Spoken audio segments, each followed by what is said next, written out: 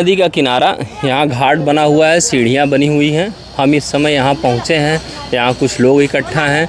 हम इनसे मिलेंगे और जानेंगे कि क्या स्थिति है भागलपुर की, क्या स्थिति है बिहार की। क्या नाम है भैया? मेरा नाम दीपक कुमार। क्या करते हैं आप? हम एकेडमी चलाते हैं। किस चीज़ की? ये फिजिकल, बिहार पुलिस, दरोगा, अग्निवीर, SSC GD और ये चौकीदार का जी निकला है। अच्छा। सैंडीज कंपाउंड में। तो फिजिकल एकेडमी, इन सब फिजिकल जो दौड़ की तैयारी होती है, ऊंची जंप, लंबी जंप, इन सब चीज़ों की तैयारी करवाते हैं आप? जी। क्या नाम क्या है आपकी? मेरा नाम हुआ, एकेडमी का नाम उड़ान डिफेंस एकेडमी। हाँ जी। कहाँ चलती है ये? सैंडीज कंपाउंड भागलपुर। उड़ान डिफेंस एकेडमी, सैंडीज कंपाउंड भागलपुर से आप वहाँ एकेडमी चलाते हैं, बच्चों को फिजिकल की तैयारी करवाते हैं।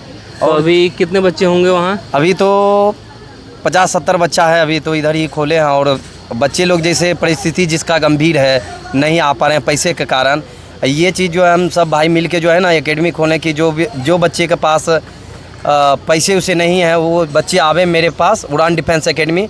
आपसे 1 रुपया नहीं लिया जाएगा, अभी बिल्कुल निःशुल्क है। तो आप लोग आवे हमारे उड़ान डिफेंस एकेडमी।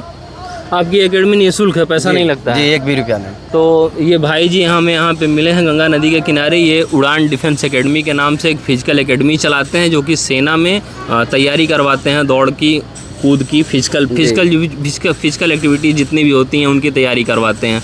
ये जो 50-60 की संख्या में बच्चे आपसे इस समय जुड़े हुए हैं, ये कभी आपसे शिकायत करते हैं जो आजकल वैकेंसियाँ लेट लपीट आती हैं, तो पेपर निकालते हैं कि अग्निवीर का सर 1 साल का कर दिया, ये कर दिया, और साल में वैकेंसी बहुत कम आ रही है।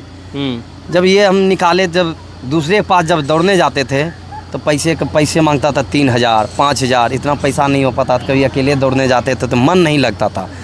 बट 2-4 दोस्त सोचे भाई चलो पैसे की तो अहमियत है ही, तो हम लोग चलो एकेडमी खोलते हैं मिलके सब भाई, और जो गरीब बच्चे होंगे उसको जो है हेल्प करेंगे हम लोग।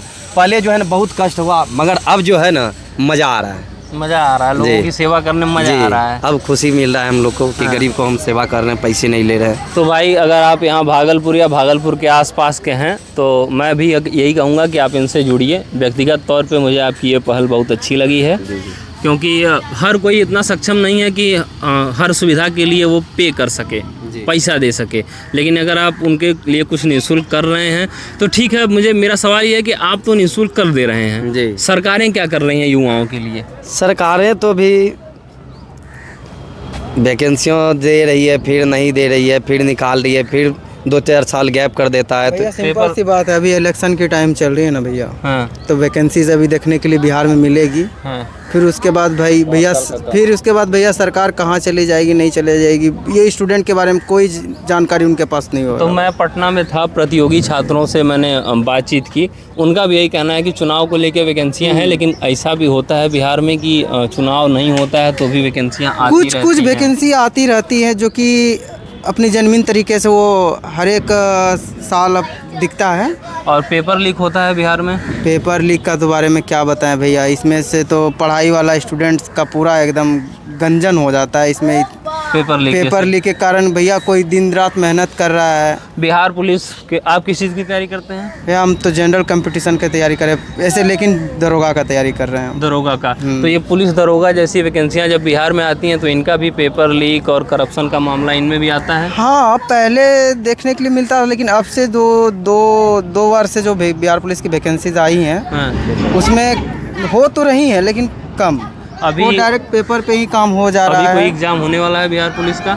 नहीं, अभी बिहार पुलिस का अभी कोई ड्राइवर वाला, चालक वाला अभी वैकेंसी दी हुई है, जो कि पुलिस में चालक। हाँ, पुलिस में। कितनी वैकेंसी आई है, कितने पद हैं इसमें? समथिंग 19,838 सीट है बिहार पुलिस का। ड्राइवर वाला के साथ 5,000 ऐसे 5,000। अच्छा, कुल मिला के 19,000 पद हैं, जिसमें से 5,000 ड्राइवरों के लिए हैं। ड्राइवर की अलग से वैकेंसीज आई हैं। अच्छा, ड्राइवर के अलग से आई हुई हैं। तो इस प्रकार जिस प्रकार से यहाँ वैकेंसियाँ आ रही हैं, कुछ पेपर लीक हो जा रहे हैं, कुछ पूरी हो रही हैं, तो क्या लग रहा है, क्या भविष्य है यहाँ बिहार में युवाओं का? इसमें भविष्य युवा का क्या बताया जाए भैया, जो बस सिंपल सी बात जानते हैं भैया, जो मेहनत कर रहा है और करते रहेगा, कंटिन्यू यदि करते रहेगा तो भैया वो सक्सेस तो ज़रूर पाएगा। एक ना एक दिन तो सक्सेस वो उसको पाना ही है। लेकिन ये धांधली बिहार से जल्दी ख़त्म कर दे, सरकार से यही विनती है हमारी कि पेपर लीक ना हो या फिर सेटिंग वाला काम ना हो। आजकल सुनने में आता है कि पेपर पे ही डायरेक्ट काम हो जा रहा है, कॉपी पे ही आंसर शीट वगैरह, ये सब वाला धांधली बंद हो जानी चाहिए। तब जाके बिहार कहीं सुधरेगा भैया। ये जो एक प्रतियोगी परीक्षा की तैयारी करने वाला जो एक वर्ग है छात्रों का, जो इस उम्मीद में तैयारी करता है कि एक दिन हमें सरकारी रोज़गार मिल जाएगा, वहीं जब ये सरकारी वैकेंसियाँ आती हैं तो एक वर्ग ऐसा भी है जो उसमें तमाम प्रकार से धांधली करता है। अभी उन्होंने कहा कि OMR सीट भरने की ज़रूरत नहीं पड़ती है, उसको जमा कर दीजिए, अंदर वो भर दी जाती है। यही मामला है ना? जी, कुछ तो OMR सीट ऐसे खाली पड़ जाती है, या फिर कोई बच्चा 30 मार्क किया और 70 ऐसे ही छोड़ के आ गए, तो वो 70 फिर कैसे कवर होता वो है? 70 फिर आप भैया जिसका पहुंच रहेगा भैया, जो सेटिंग कराएगा भैया उसका, तो वहाँ तो 70 के 70 रंगेंगे ही भैया। तो एक वर्ग है जो पढ़ लिख के नौकरी पाना चाहता है, और एक वर्ग है जिसने नौकरी न मिल पाए, मेरे लोगों को मिले, इसी को अपना रोज़गार बना लिया है। किस तरीके से उसे पेपर लीक कराया जाए, किस तरीके से उसको किसी अन्य से पैसा लेकर के उसे सरकारी नौकरी दिला दी जाए, इस तरीके के कामों में लिप्त हो चुका है। तो जो स्थिति बन रही है, जो जितनी तकलीफ़ें सहनी पड़ रही हैं लोगों को अपने घर से दूर रह के, पढ़ाई लिखाई तैयारी करने के बाद भी जब इस तरीके की खबरें आती हैं तो लोगों बच्चों का जो है दिल टूटता है, उनकी उम्मीदें टूटती हैं, उनके परिवार में जो माता पिता हैं उनकी भी उम्मीदें टूटती हैं कि यही परिस्थिति रही तो कब तक ऐसा चलेगा। तो सरकार से यही हम कहना चाहेंगे कि इस तरीके की चीज़ों को आप रोकिए, और जो प्राइवेटाइजेशन है उसको रोकिए, सरकारी वैकेंसियों को बढ़ाइए, क्योंकि जब जनसंख्या बढ़ती जा रही है तो आपको और संसाधन, आपके जो है सरकारी संसाधन वो कम पड़ते चले जाएंगे आगे आने वाले समय में। तो समय के साथ आपको अपने सरकारी संसाधनों को बढ़ाना उचित रहेगा, न कि उनको प्राइवेट कर दिया जाना। बने रहिए आप द सोशल लाइफ के साथ, बिहार से, बिहार की बात, बिहार की जो हकीकत है उसे जानने के लिए।